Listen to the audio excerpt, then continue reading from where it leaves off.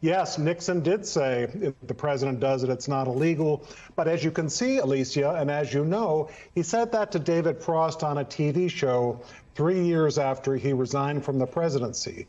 There is no way that he or his lawyers would have made that argument if, let's say, Nixon had been indicted and not pardoned, or if he had been impeached and was trying to defend himself or having his lawyers defend him on the floor of the Senate.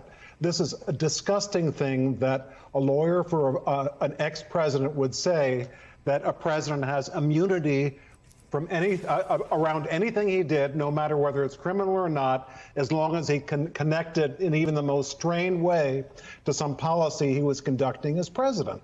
That's one thing. And the other thing we saw this morning, and I'm probably anticipating what you're about to say, but you know, I'm still, my head is spinning. The same guy, John Lauro, said he might have been guilty of a technical violation of the Constitution, but not a criminal violation. There is no such thing as a technical violation.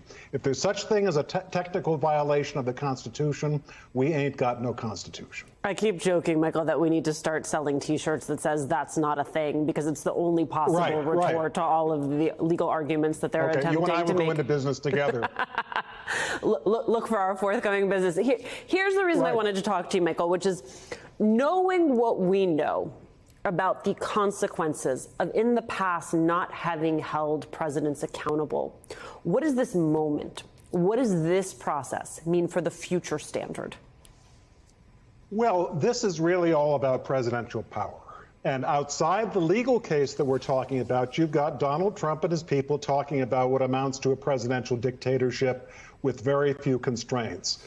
A powerful president that is an autocrat of a kind we've never seen in the history of the presidency. But what makes this case that we're talking about January 6th so vital and important and crucial is that that is the day that he almost took total power as president, almost initiated martial law, waged a coup, tried to suspend our democracy.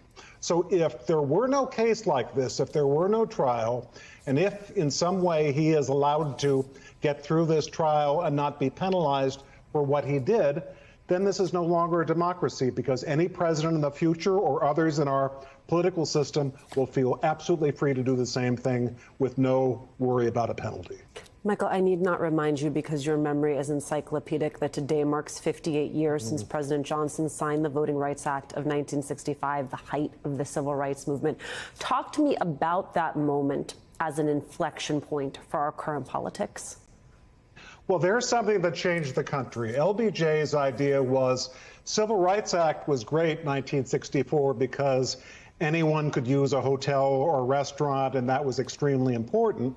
But he felt the vital piece of civil rights legislation was the Voting Rights Act, because once Black Americans and others who had been marginalized were able to use the vote, they could change this country, and they could be involved in the decisions that were being made not only in Washington, but localities and states all over the country.